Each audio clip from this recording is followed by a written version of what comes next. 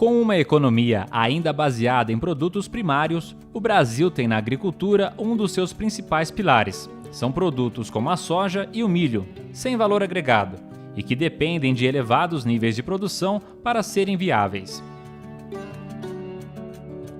Mas enquanto a briga por mais espaço para a agricultura divide opiniões e atuações políticas, no campo, uma briga por espaço é travada todos os dias. Quem olha de cima a produção agrícola não imagina a disputa que acontece ali embaixo. As grandes monoculturas no Brasil impuseram um tipo de produção em que há o emprego de herbicidas para garantir que a cultura não tenha competição com outras plantas no mesmo espaço. Mas o uso extensivo do mesmo herbicida, a produção de uma só cultura e a adaptabilidade da natureza resultaram em grandes desafios para a ciência. Dentro dos problemas que a gente tem hoje na agricultura, um deles, principais ligados a plantas daninhas, é a resistência a herbicidas. O que é isso? Na verdade, você tinha um controle de uma determinada planta com uma determinada dose de herbicida e você deixa de ter esse controle por uma evolução adaptativa dessa planta, tá? E que aí, a partir daí, passou a ser selecionada com o herbicida. Funciona assim: ao aplicar um herbicida em uma grande área de plantio, de todas as plantas daninhas, digamos que apenas uma única sobreviva. Suas sementes irão gerar plantas resistentes e não resistentes. Mas ao longo do tempo, o mesmo processo de aplicação fará com que haja uma pressão de seleção. E agora, as plantas com genes resistentes ao herbicida geram apenas herdeiros resistentes, e eles irão crescer concorrendo com a lavoura.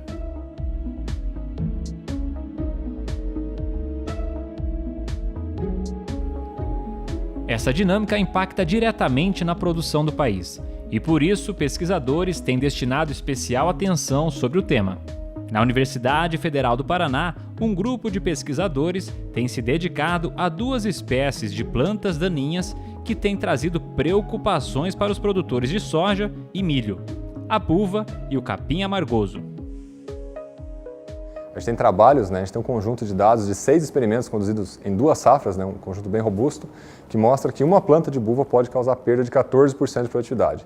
Pensando em dinheiro, isso então, um pouco mais de 9 sacas, em torno de R$70 a saca, isso dá próximo a R$600 de perda, R$600 de dinheiro perdido por hectare com uma planta de buva por metro quadrado, 10 mil plantas por hectare. Quando a gente pensa no capim amargoso, que é uma planta que vem crescendo muito no Brasil também, é a gramínea que mais nos traz dor de cabeça hoje, as perdas com uma touceira de capim amargoso por metro quadrado ultrapassam 20% de perda nessa lógica dos últimos trabalhos nossos. O conjunto também de vários experimentos, a média que a gente chega é mais de 20% de uma planta por metro quadrado.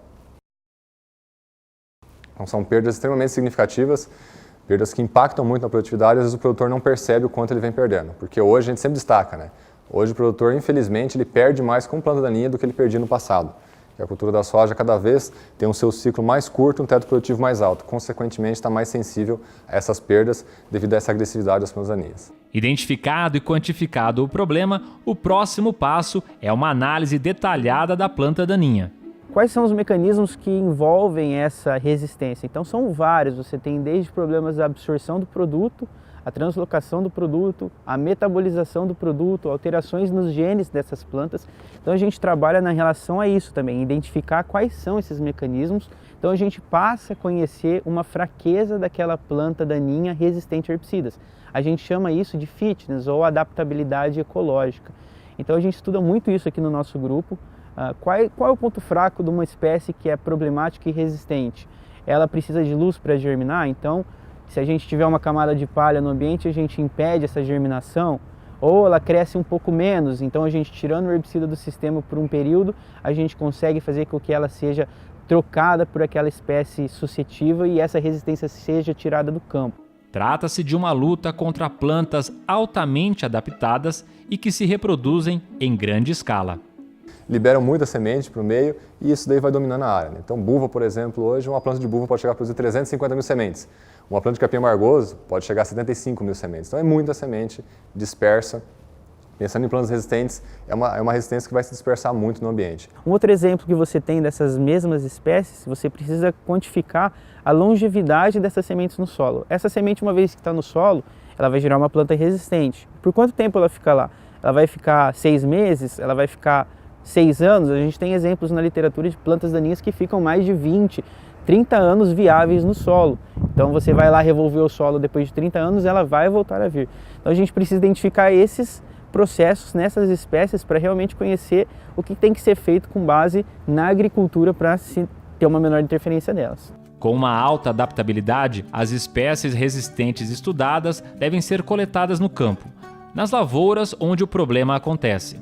Para isso, o grupo de pesquisa da UFPR mantém contato direto com os produtores e vai a campo para retirar as amostras. Nós vamos ao local, coletamos essa semente e fazemos uma anotação juntamente com as coordenadas desse local, levamos às casas de vegetação e fazemos a semeadura destes biótipos. Em casa de vegetação a gente consegue isolar o ambiente, tendo um ambiente sempre controlado para que não haja efeitos fora os herbicidas. Desta forma a gente consegue comprovar se tem ou não a resistência, porque a campo muitas vezes pode ser uma falha de controle ou um efeito climático que venha a impedir que este herbicida atue na planta em específico. Enquanto o Michael faz o levantamento e recolhe as amostras, o Juliano faz os testes para verificar a resistência. Ambos são alunos do doutorado em agronomia da Universidade Federal do Paraná. Então, a minha pesquisa ela foca em monitorar a resistência a herbicidas que tem presente nas populações de buva em regiões do Paraná e do sul do Mato Grosso do Sul. E mais especificamente eu vou trabalhar com a resistência ao 2,4-D que está ocorrendo na buva. Então aqui a gente tem algumas plantas de buva que foram aplicados alguns dos herbicidas para a gente estar podendo demonstrar quais são os efeitos e como que está ocorrendo. Então aqui são plantas que receberam tratamento de herbicida já tem 30 horas, certo? Então aqui a gente tem plantas onde não foi aplicado nenhum herbicida.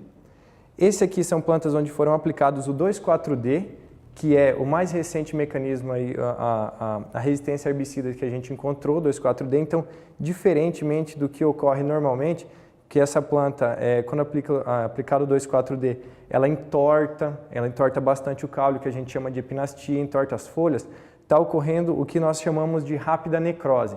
Então, poucas horas após a aplicação do 2,4-D, a planta começa a necrosar, o tecido dela começa a secar. Então isso pode ser um mecanismo de resistência que foi encontrado ao 2,4-D. O sintoma do 2,4-D não é ocorrer isso aqui, é ela entortar, ela começa a ter um desenvolvimento muito acelerado, ela começa a ficar mais amarelo, que a gente chama de clorose, e começa a haver um gasto energético muito grande, e após cerca de 14 dias você começa a ver uma necrose, sim, que daí evolui para uma necrose e ela vai morrer. Esse tipo de sintoma aqui ele ocorre após poucas horas de aplicação à necrose. O que acontece? Em plantas, principalmente quando a gente pensa aqui em plantas maiores, esse herbicida ele não é translocado. Então, entrou em contato com a planta, ela seca para que esse herbicida não circule nela e, portanto, não vai haver o controle da planta. Então, ela seca e depois de um tempo ela rebrota, então ela continua viva. Aqui, como comparativo ao lado, é outro herbicida auxínico, mesmo mecanismo de ação aqui do 2,4-D, mas um herbicida diferente. Então é possível ver que não ocorreu a rápida necrose, esse secamento do tecido foliar, como ocorreu com o 2,4-D. A gente percebe que ela já começou a ter um entortamento que a gente chama de epinastia, né? Mas não apresenta essa necrose como ocorre com o 2,4-D. E aqui, nesses últimos vasinhos, a gente representa a resistência mais recente que nós encontramos da buva, que é a resistência ao paraquat. Então a gente pode perceber aqui dois biótipos distintos, um em que o paraquat apresentou o sintoma comum, que ele é muito semelhante ao que vem acontecendo aqui com o 2,4-D, que é o que? Essa necrose foliar também. E esse biótipo que apresenta uma resistência, ele já não ocorre esses sintomas tão pronunciados com a aplicação do paraquat, né? Então a partir desse momento que nós encontramos esses biótipos no campo, que nós verificamos esses sintomas, agora nós vamos proceder a encontrar os mecanismos de resistência, ou o mecanismo de resistência que vem causando essa resistência ao herbicida 2,4-D. Então agora em laboratório nós temos uma série de testes a serem feitos, análises proteômicas, genômicas e diversas outras que podem ser conduzidas no laboratório para a gente entender como que esse mecanismo de resistência vem ocorrendo e formas de mitigar ele para ver se nós conseguimos ter um controle mais eficiente dessas plantas de buva e a gente consiga reduzir todo esse dano que vem sendo causado nas lavouras brasileiras. O trabalho do grupo da UFPR envolve pesquisadores em diferentes regiões e tem sido de fundamental importância para mapear de maneira ágil esses problemas de resistência a herbicidas. Então, a nossa equipe que quantificou, que descobriu a buva resistente a paraquat há 3 anos atrás e publicou essa informação em 2017. Então, até então, a buva era descoberta só resistência a glifosato e clorimuron. E aí a nossa equipe, com colaboradores de outras instituições, conseguiu comprovar a resistência ao paraquat. E seguimos nesse trabalho, comprovamos então a resistência tripla, a 3 mecanismos de ação. O glifosato, o clorimuron e o paraquat. E mais recente ainda é a resistência ao 2,4-D também. Então, essa buva é resistente a mais um mecanismo de ação, que é algo mais novo. E aí isso preocupa e impacta muito a sociedade do meio agrícola. Então, são moléculas que tinham eficiência no passado, hoje não tem mais. O caminho para a solução desses problemas também é tema dos estudos e das ações de conscientização do grupo. Entre os mecanismos para controle de espécies daninhas está a rotação de cultura. Assim, o ambiente da lavoura fica mais diverso, não permitindo que uma espécie invasora se alastre com facilidade.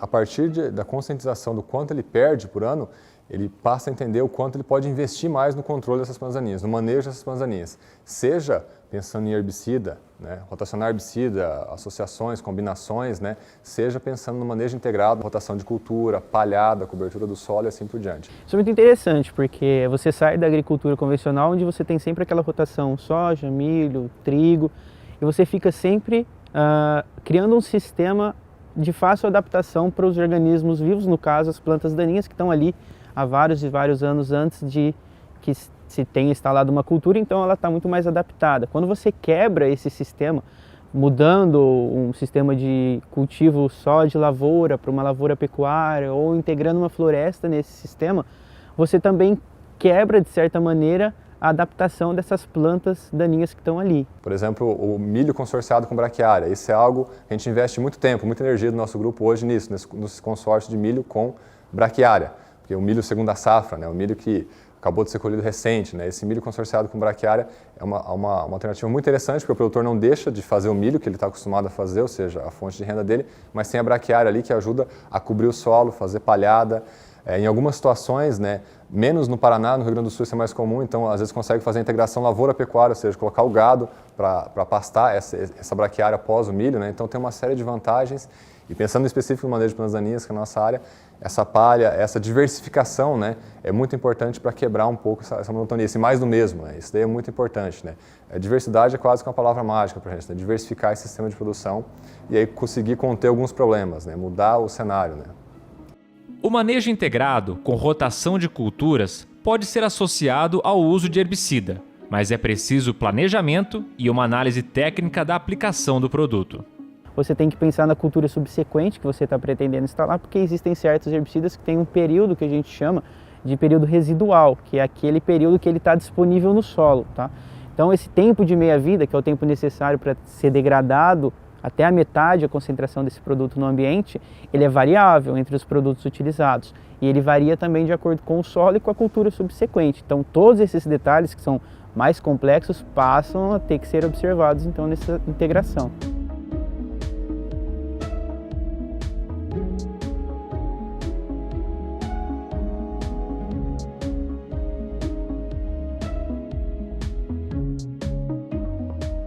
Outro destaque importante deste trabalho é a aproximação com o produtor rural, para fomentar boas práticas no campo. Então, o nosso papel, de novo, é conscientizar ele antes do problema aparecer, Mudar o sistema de produção antes de ter os problemas na área dele. Porque daí que o problema está instalado, aí o prejuízo é grande para toda a cadeia, todo o sistema de produção. Então, a gente conduz os trabalhos nas lavouras dos produtores rurais, a gente tem uma grande felicidade na região oeste do Paraná de ter grandes parcerias com os produtores rurais.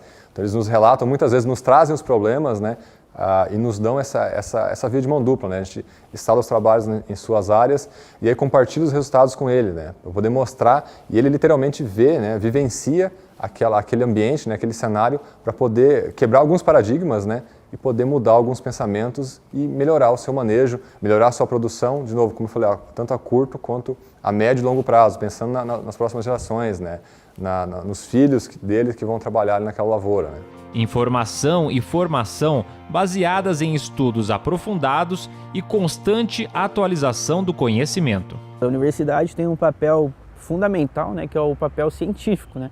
Muitos têm falado, mas baseado em dados aí de Twitter e notícias na internet, e o foco nosso sempre foi trabalhar com dados científicos, dados concretos.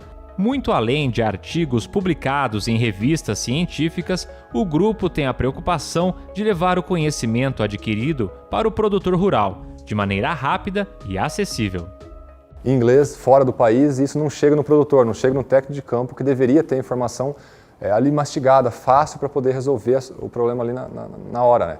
E nesse sentido a gente vem fazendo alguns materiais técnicos, né, do nosso grupo, divulgação por rede social, os nossos orientados fazem isso muito bem, né? Então fazem por página no Facebook, Instagram, o site do nosso grupo, né, vinculado ao site da universidade, e mais recente até canal no YouTube. Né? Então ele consegue num vídeo, às vezes num vídeo curto, alguns posicionamentos, né, que ele possa fazer na propriedade dele, que ele possa mudar, possa melhorar o sistema de produção dele. Então são essas coisas que a gente investe. Olá pessoal, aqui é o Alfredo Alves, professor da Universidade Federal do Paraná, um dos supervisores do grupo sobre pesquisa. Né? Estamos aqui no Norte Pioneiro Paranaense, né, o Norte Velho, a quase em torno de 100 quilômetros aí de Londrina, numa área que hoje é mais para falar rapidamente do que. Às vezes uma situação ruim, uma área bem infestada com plandaninha, plandaninha bem desenvolvida, que iria exigir várias aplicações, né, de herbicida, às vezes herbicida com valor agregado mais alto, o produtor acaba entrando numa situação de desespero e faz um manejo mecânico, né, faz uma gradagem, por exemplo, que a gente pode ver nessa área. Então, faz essa operação de gradagem pensando em resolver o problema. E aí o que a gente fala, você acaba desenterrando defunto, ou seja, você pode ver, vai estar germinando, como tem nessa área aqui, corda de viola e outras plantaninhas trapoeraba que estavam ali no banco de semente, estavam ali embaixo da palha, começa a vir.